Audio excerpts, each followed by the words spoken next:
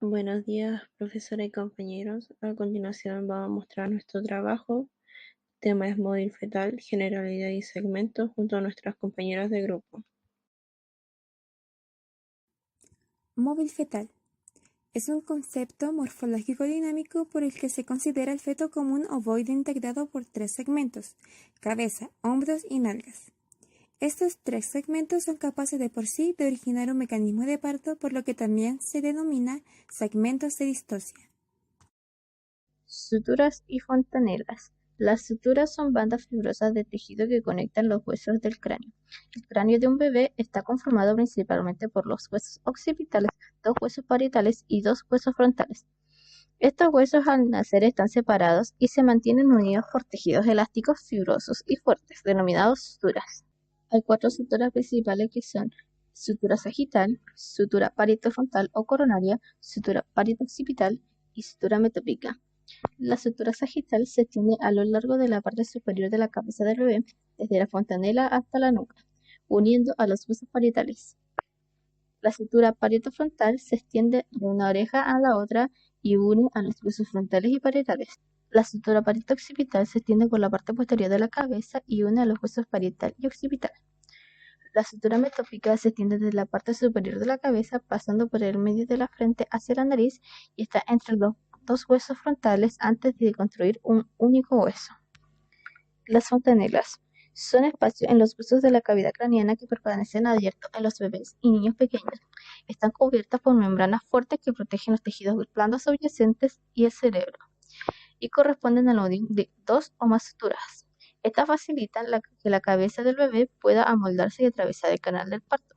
Y después del nacido, las fontanelas permiten que el cerebro del bebé obtenga suficiente espacio para poder desarrollarse. Normalmente hay dos fontanelas principales en el cráneo de un recién nacido, que son fontanela mayor anterior o bregmática, también denominado punto blando, que es la unión donde se encuentran los huesos frontales y los huesos parietales. Esta permanece blanda hasta alrededor de los 18 meses a los 2 años de edad. Y también está la fontanela menor posterior o lambdoidea. Es el punto donde confluyen tres suturas, es decir, es la unión de los dos huesos parietales y el hueso occipital. Por lo general, la fontanela posterior se cierra primero, antes de que la fontanela anterior. Esta se cierra durante los primeros meses de vida. Antropometría fetal. La antropometría es una técnica utilizada que nos permite conocer y evaluar el tamaño junto con las proporciones del cuerpo humano. En este caso nos referiremos específicamente a un feto. Primero tenemos la longitud craneal caudal. La medida es tomada desde el vértex hasta el coxis. Como podemos observar en la imagen, tenemos un ultrasonido donde nos muestra un feto en su tercer trimestre. En esta imagen se encuentra señalado con una línea punteada la longitud craneal caudal. También tenemos otra imagen, la cual corresponde a un feto post-mortem, en el cual se está realizando la medición de esta longitud. El diámetro biparietal. Este corresponde a la distancia que existe entre los parietales medido por sobre los pabellones auriculares. Si vemos la imagen del ultrasonido, encontramos delimitado este diámetro por una línea amarilla continua. En la segunda imagen, correspondiente al feto postmortem, vemos cómo con la ayuda de un vernier se lleva a cabo esta medición. La circunferencia cefálica corresponde a la medida del contorno de la cabeza del feto por sobre los pabellones auriculares. En la primera imagen se observa delimitada por un óvalo de color rojo. En la siguiente vemos que están usando una cinta métrica con la cual se rodea el contorno de la cabeza del feto para así obtener esta medida. Circunferencia abdominal. Corresponde al contorno del abdomen por encima de la cicatriz umbilical o el ombligo. En el ultrasonido encontramos delimitada esta medición por una línea punteada color blanco. En el caso de la imagen correspondiente al feto postmortem, la medición se realiza con la ayuda de una cinta métrica. La precisión de la colocación fetal se da gracias a la existencia de ciertas normas fundamentales que constituyen la base de la nomenclatura obstétrica. Sin su conocimiento es imposible entender la disposición del feto con respecto a sí mismo, al útero y a la pelvis. La acomodación del feto en el útero ha dado lugar en la ley que rige tanto como en el embarazo y en el parto, y que fue codificada por Patojo, es decir, la ley de Patojo, la que dice lo siguiente: cuando un cuerpo sólido de superficie lisa y resbaladiza está contenido en otro de paredes deslizantes y poco angulosas, y animadas de movimientos alternativos de contracción y relajación, el contenido tiende a adaptarse en su forma y dimensiones al continente. Esto quiere decir que la contención del feto no es solo un fenómeno estático, sino también cinético, ya que es influido por la misma movilidad del feto, la tonicidad y la motricidad del útero. El feto es más grande que el útero, por lo tanto debe apelotonarse y formar un ovoide. La colocación del feto en el útero se define en actitud, situación, presentación y posición. Actitud fetal. Es la forma en que se disponen las diversas partes del feto entre sí durante su permanencia en el útero. Actitud de flexión. Es la más frecuente y es cuando encontramos a los muslos flexionados sobre el tronco, las piernas flexionadas sobre el muslo, los brazos y cabeza flexionados sobre el tórax.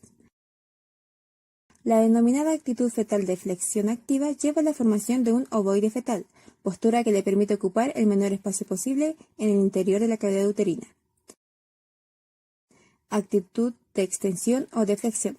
Es una actitud poco común y es donde la cabeza u otras partes del cuerpo están extendidas. Estas actitudes anormales fetales pueden aumentar la dificultad en el nacimiento. La situación fetal es la relación que existe entre el eje longitudinal de la madre y la del feto. Se definen tres situaciones: longitudinal, transversal y oblicua. La situación longitudinal es una situación fetal normal. Aquí los ejes coinciden. Está presente en la mayoría de los trabajos de parto a término. En una situación transversal, los ejes longitudinal, materno y fetal forman un ángulo de 90 grados. Está presente cuando hay multiparidad, placenta previa o alguna anomalía uterina. En la situación oblicua se describe un ángulo agudo de 45 grados. El eje longitudinal fetal y materno se cruzan. Esta situación siempre se transforma en longitudinal o transversal durante el trabajo de parto. Presentación. Presentación es la parte donde el feto toma contacto con el estrecho superior, como se puede observar en la imagen, ocupándolo en gran parte. Este puede evolucionar por sí mismo y comenzar con los mecanismos de parto. Existen dos tipos de presentación: la presentación pelviana y la cefálica. Modalidades de presentación varían según la modalidad que adopta el feto, las cuales son: presentación cefálica, es la cual tiene diversos grados de flexión del polo cefálico. También está la presentación pélvica, es aquella en que la pelvis del feto se sitúa en contacto con el estrecho superior de la pelvis materna. Esto ocurre de 3 a 4% de todos los nacimientos. Presentación cefálica es aquella en que la cabeza del feto es la parte que se presenta en el estrecho superior de la pelvis materna, donde la cabeza del feto tiene distintas modalidades y actitudes. Ahora veremos las 4 modalidades diferentes. Presentación cefálica de vértice es la presentación normal por excelencia. El feto presenta una actitud flectada y ofrece al centro de la excavación la fontanela posterior. La flexión completa lleva al polo cefálico del feto a ofrecer su diámetro más pequeño, para de esta manera atravesar la escotadura del canal del parto, siendo su diámetro el suboccipito bregmático, que es de 9.5 centímetros. Presentación cefálica de sincipucio o bregma. El feto presenta una actitud indiferente, es decir, su polo cefálico está parcialmente flexionado, por lo que la zona de la cabeza presentada al estrecho superior de la pelvis es la fontanela anterior o bregma. Tiene un diámetro occipito frontal de 12.5 centímetros aproximadamente. Esta no es una presentación frecuente al final del parto, por lo que generalmente esta presentación durante el recorrido del canal del parto logra una transformación a presentación de vértice. Presentación cefálica de frente es la más distóxica de las presentaciones cefálicas. Aquí la presentación se encuentra en actitud de deflexión moderada y la región frontal es la presentada en la parte central de la excavación. Su diámetro es el occipucio mentoniano, de 13.5 centímetros, que corresponde al mayor de los diámetros cefálicos. Es una presentación infrecuente, donde la nariz se relaciona con el hueso ilíaco. Además, no permite el trabajo de parto vaginal, por lo que debe transformarse en su recorrido en el canal del parto en una presentación de cara o de vértice. Presentación cefálica de cara. Se caracteriza por la deflexión máxima de la cabeza fetal, donde el cuerpo fetal toma la cabeza fetal de tal manera que el occipucio alcanza la columna cervicodorsal. y el cuerpo fetal toma una forma muy característica en S. Su punto de referencia es el mentón y su diámetro presentado es el submentón bregmático de aproximadamente 9.5 centímetros. La presentación pelviana o podálica, o también conocida como de nalgas, es aquella en la que el polo caudal del feto es el que se pone en contacto directo con el estrecho superior de la pelvis materna, siendo capaz de ocuparla y seguir en un momento determinado un mecanismo definido de parto.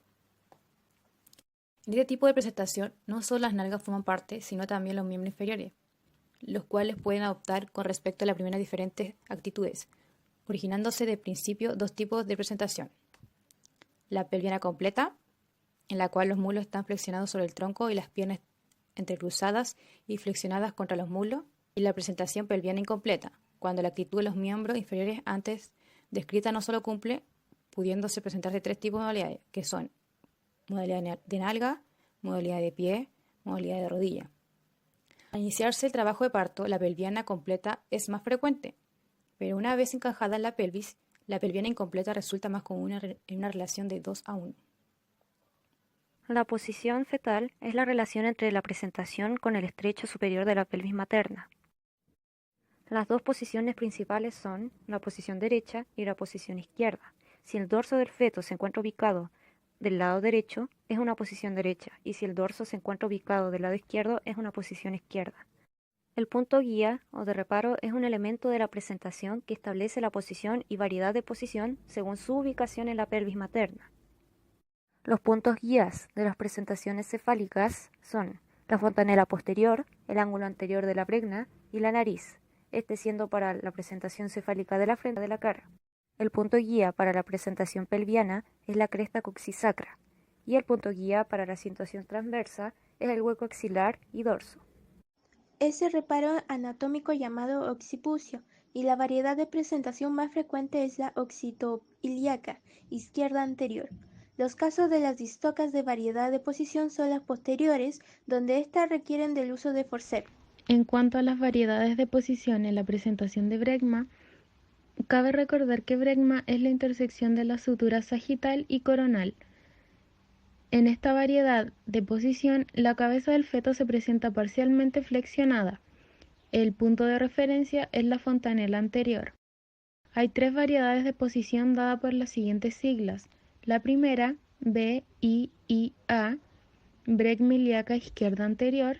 La segunda, BIDA, bregma ilíaca derecha anterior. Y la tercera, BIIT, bregma ilíaca izquierda transversa. Variedad de posición en la presentación de frente. Hablamos de ella cuando el feto se presenta de frente al estrecho superior de la pelvis con una presentación cefálica y una posición en la cual el punto de reparo, en este caso la nariz, es quien se relaciona con el hueso ilíaco. Esta variedad de posición es la más distósica, lo que nos dice que es una condición que genera dificultades en el trabajo de parto. Además, esa variedad de posición es muy poco frecuente y no permite el trabajo de parto. O sea, no permite un parto vaginal, debido a que presenta el diámetro occipucio-mentoniano, que resulta ser el más amplio de todos, midiendo 13,5 centímetros. Como podemos ver en la primera imagen, este se encuentra señalado con el número 3, permitiéndonos visualizar claramente su gran tamaño. Se trata de la extensión total de la cabeza fetal. Su reparo es el mentón y su diámetro es de 9,5 centímetros. Su frecuencia es muy baja, pero es compatible con el parto vaginal, siempre que el descenso se produzca en montopúbica para que la cabeza salga por flexión.